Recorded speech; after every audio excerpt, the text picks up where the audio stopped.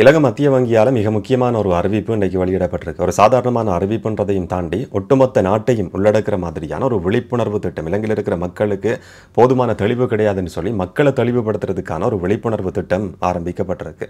இது சாதாரணமான ஒரு விஷயம் கிடையாது. நாங்கள் எப்படியான ஒரு நெருக்கடி எதிர்நோக்கி கொண்டிருக்கிறோம்ன்றதுக்கான ஒரு சின்ன வெளிப்பாடு தான் இந்த விழிப்புணர்வு திட்டம்ன்றது. நாங்கள் நினைக்கிறத விட இது பாரதூரமானது. எங்களுக்கு தெரிஞ்ச ஒருத்தர், எங்களுடைய குடும்பத்தை சேர்ந்த ஒருத்தர் கூட இந்த மாதிரியான சிக்கலுக்குள்ள சிக்கிறதுக்கான வாய்ப்பு இருக்கு. அதை பற்றி தான் இந்த வீடியோவில் பார்க்க போகிறோம். விளக்கமாக பார்க்கலாம். வணக்கம், நான் கிருஷாந்த் ராஜ். இந்த செய்தியை இந்த தகவல் ஒரு உண்மையான சம்பவத்திலிருந்தே நான் ஆரம்பிக்கிறேன். 37 வயதான ஒரு நபர் 2 வருஷங்களுக்கு முதல்ல தன்னுடைய வேலையை இழக்கிறார். தொழில் வாய்ப்பு இல்லாமல் போகுது. ஆனால் அவருக்கு ஒரு கார் இருந்தது.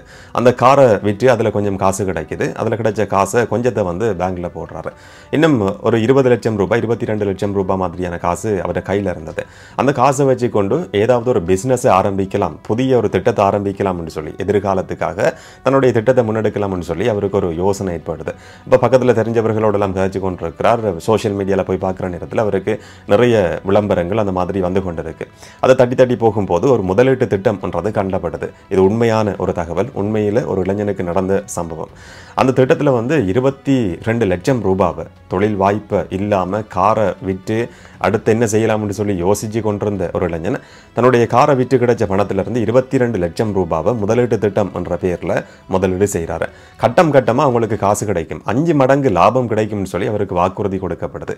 முதல் கட்டமாக 2 லட்சம் ரூபாய் அவருக்கு அவர் போட்ட டிபாசிட்டுக்கான ஒரு வருமானம் என்ற அடிப்படையில் முதல் கட்டமாக 2 லட்சம் ரூபாய் கொடுக்கப்படுது. 20 லட்சம் ரூபாய் டிபாசிட் பண்ணுறார், முதலீடு செய்கிறார். ஆனால் முதல் கட்டமாக கிடைச்சது 2 லட்சம் ரூபாய், 5 மடங்கு லாபம் கிடைக்கும்னு சொல்லி அவருக்கு வாக்குறுதி கொடுக்கப்படுது. 2 லட்சம் ரூபாய் பார்த்ததுமே அவர் போட்ட 20 லட்சம் ரூபாய் அவருடைய கண்ணுக்கு தெரியாமல் போகுது. 2 லட்சம் ரூபாய் எனக்கு மேலதிகமாக லாபம் கிடைச்சிருக்குன்னு சொல்லி அவர் நம்புறதுக்கு ஆரம்பிக்கிறார். தனக்கு தெரிஞ்ச நட்பு வட்டங்களோடையும் அதை பகிர்ந்து கொண்டிருந்தார். ஒரு சில மாதங்கள் கடந்ததுக்கு பிறகு அந்த நிறுவனமும் கிடையாது. அந்த நிறுவனத்துக்கு என்ன நடந்தது என்ற தகவலும் அவருக்கும் தெரியாது. அவர் போட்ட டிபாசிட்டும் கிடையாது. அவருக்கு வெறுமனே கிடைச்சது 2 லட்சம் ரூபாய். அப்படியா இருந்தால் 18 லட்சம் ரூபாவை அவர் இழந்திருக்கிறார். யாருன்னு சொல்லியே தெரியாத நபர்கள் கொடுத்த கவர்ச்சிகரமான அந்த விளம்பரத்தை பார்த்து நம்பி அந்த மாதிரியான ஒரு முடிவுக்கு அவர் 18 லட்சம் ரூபாவை இழந்திருக்கிறார். இத்தனைக்கும் அவருடைய வீட்டை சேர்ந்தவர்களுக்கு, வீட்டில் இருக்கிற யாருக்கும், உறவினர்களுக்கு, குடும்பத்தை சேர்ந்தவர்களுக்கு யாருக்கும் என்ன நடந்திருக்குன்னு சொல்லி கடைசி வரைக்கும் தெரியாது. இன்றைக்கு வரைக்கும் தெரியுமான்றதும் தெரியாது. இந்த மாதிரி எங்களோட குடும்பத்தை சேர்ந்த ஒருத்தர், இல்லாட்டி எங்களுக்கு தெரிஞ்ச ஒருத்தர் சில நேரங்களில் இந்த மாதிரியான ஒரு மோசடிக்குள்ள சிக்கி இருக்கிறதுக்கான வாய்ப்பு இருக்கு. ஆனால் வெளியில அவங்களால அதை வெளிப்படுத்த முடியாது. இவர் காரை விட்டு எங்க அந்த காசு எங்கன்னு சொல்லி கேட்டதும் பேங்க்ல நான் டிபாசிட் பண்ணியிருக்கிறேன்னு சொல்லி தான் வீட்டுக்கு சொல்லியிருக்கிறார். இதே மாதிரியான சம்பவங்கள் எங்களுடைய வீடுகளிலையும் நடக்கிறதுக்கான வாய்ப்பு இருக்கு. கணவன் மனைவியா இருக்க முடியும், எங்களுக்கு தெரிஞ்ச ஃப்ரெண்ட்ஸா இருக்க முடியும், இல்லாட்டி யாராவது ஒரு நபர், எங்களுடைய குடும்பத்தில் நெருக்கமான ஒரு நபர் கூட இந்த மாதிரியான ஒரு மோசடியில சிக்கியிருந்தாலும் அதை வெளியில சொல்ல போறது கிடையாது. இதுதான் இந்த மோசடிக்காரர்கள் பயன்படுத்துற ஒரு தந்திரோபாயமும் கூட.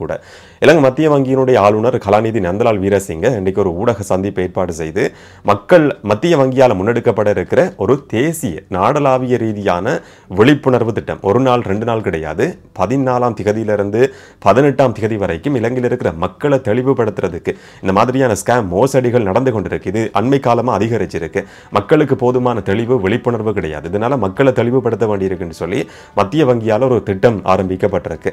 இந்த மாதிரியான பிரமிட் திட்டம் இல்லாட்டி முதலீட்டு திட்டம் என்று சொல்லப்படுறது இலங்கையினுடைய சட்டத்தை பொறுத்த வரைக்கும் சட்டவிரோதமானது. இது தனிநபரினுடைய வாழ்க்கையை பாதிக்கிறது மட்டும் கிடையாது. ஒரு தனிநபர் அதுக்குள்ள போய் சிக்கிக்கொள்றார், அதன் மூலமா அவர் பாதிக்கப்படுறார், அவருடைய குடும்பம் பாதிக்கப்படுது, தனக்கு தெரிஞ்சவர்கள் அதில் சேர்த்துக் கொள்றார், ஒரு சமூகம் பாதிக்கப்படுதுன்றதையும் தாண்டி ஒட்டுமொத்த நாடும் சரிவடைகிறதுக்கான, வீழ்றதுக்கான அபாயம் இருக்கு. இதனால மக்களை நாங்கள் தெளிவுபடுத்துறோம்னு சொல்லி மத்திய வங்கியால் இந்த செயற்றிட்டம் ஆரம்பிக்கப்பட்டிருக்கு. இதை சட்ட ரீதியில் அணுகிறதுன்றது மிகப்பெரிய ஒரு சவாலான விஷயம். அதுக்காக தான் மக்கள் தெளிவடைஞ்சா மட்டும்தான் இதை முற்றுமுழுதாக கட்டுப்படுத்தலாம் என்ற அடிப்படையில் இந்த மாதிரியான விழிப்புணர்வு திட்டம் முன்னெடுக்கப்பட இருக்கு. ஒரு சில நாட்களுக்கு முன்னெடுக்கப்பட இருக்கு.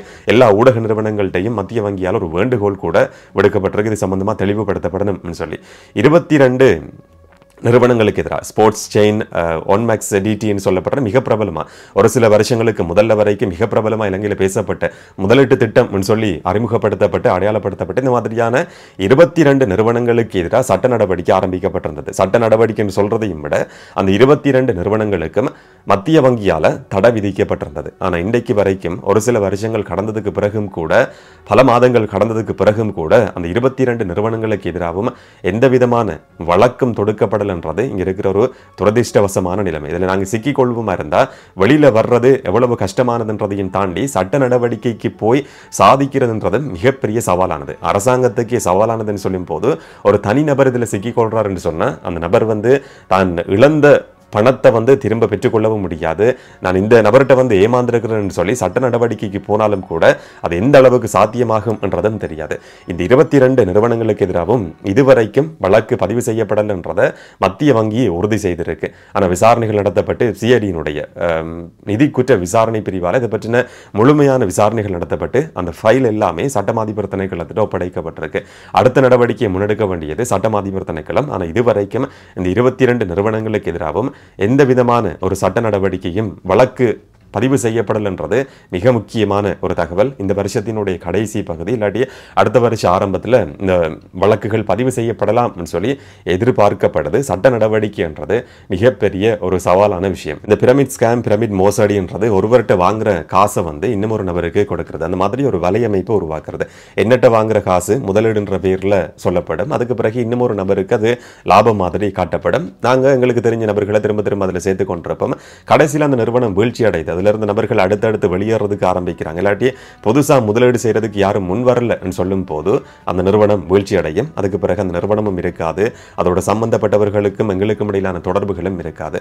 இந்த மாதிரி இலங்கையில பிரபல்யமா பேசப்பட்ட பல நிறுவனங்களினுடைய முக்கியஸ்தர்கள் வெளிநாடுகளில் தலைமறைவாகி இருந்த ஏராளமான சம்பவங்கள் கடந்த காலங்களில் பதிவாகி இருந்தது. அல்பேனியாவில் 1990களில் நடந்த மாதிரியான ஒரு சம்பவம் இலங்கையிலேயும் நடக்கலாம் என்றதுக்கான ஒரு சின்ன அறிகுறி தான் மத்திய வங்கியினுடைய இந்த அறிவிப்புன்றது. 1990களில் அல்பேனியா மிகப்பெரிய பொருளாதார நெருக்கடி எதிர்நோக்கி இருந்தது. அங்கே இருக்கிற மக்களுக்கு அவசரமாக பணம் தேவைப்படுது, செலவு செய்யறதுக்கு பணம் தேவைப்படுது, குடும்ப தேவைகளுக்கு பணம் தேவைப்படுது. ஒரு பேங்க்ல போய் லோனை பெற்றுக்கொள்றதா இருந்தால் நிறைய நெருக்கடிகள் இருக்கும். அதை கொண்டு வா, இதை கொண்டு வான்னு சொல்லி நிறைய ஆவணங்களை கேட்டுக்கொண்டே இருப்பாங்க. வங்கிகளில் காசை பெற்றுக்கொள்ள முடியாது. அவசரமாக தேவைப்படுது. இதை இந்த மாதிரியான மோசடிக்காரர்கள் ஒரு வாய்ப்பா, ஒரு சந்தர்ப்பமா பயன்படுத்துறதுக்கு ஆரம்பிச்சிருந்தாங்க.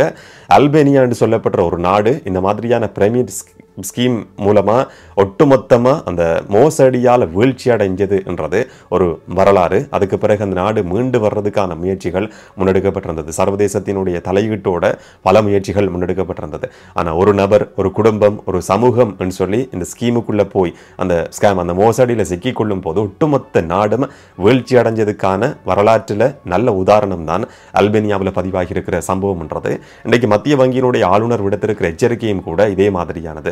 இது தனிநபரை மட்டும் கிடையாது, ஒரு நாட்டினுடைய, எங்களோட நாட்டினுடைய பொருளாதாரத்தையே கேள்விக்குறியாக்குற மாதிரியான ஒரு நிலைமையை உருவாக்கலாம் என்ற எச்சரிக்கையை மத்திய வங்கியினுடைய ஆளுநர் விடுத்திருக்கிறார். மக்கள் தெளிவடைஞ்சா மட்டும்தான் இதை கட்டுப்படுத்த முடியும். இந்த மாதிரியான மோசடியில் ஈடுபடுறவர்கள் பெரும்பாலானவர்கள் இலங்கையிலிருந்து கூட இந்த மோசடியை செய்யறது கிடையாது. இலங்கையர்கள் வெளிநாடுகளோட சம்பந்தப்பட்ட நபர்களை தொடர்பு படுத்தி கொண்டு கனடாவை சேர்ந்த ஒரு நிறுவனம் இந்த மோசடியில் சிக்கி கொண்டதா ஒரு சில வருஷங்களுக்கு முதல்ல செய்திகள் வெளிவந்திருந்தது.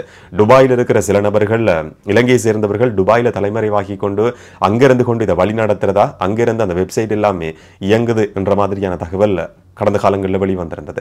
சீனாவை சேர்ந்தவர்கள் இலங்கைக்கு இந்த மாதிரியான மோசடி திட்டங்களை முன்னெடுத்து கொண்டிருக்கிறாங்கன்ற செய்திகள் வெளிவந்திருந்தது. ஒரு சில நபர்கள் கைது செய்யப்பட்டிருந்தாலும் கூட இன்றைக்கு வரைக்கும் இந்த மோசடின்றது கட்டுப்படுத்த முடியாத அளவுக்கு தீவிரமடைஞ்சு கொண்டிருக்கு.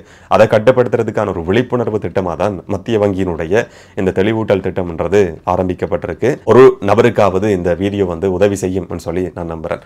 உங்களுக்கு தெரிஞ்சவர்களோடையும் முடிஞ்சா இந்த வீடியோவை பகிர்ந்து கொள்ளுங்க. இன்னொரு வீடியோவில் இன்னொரு தகவலோட சந்திக்கலாம். வணக்கம்.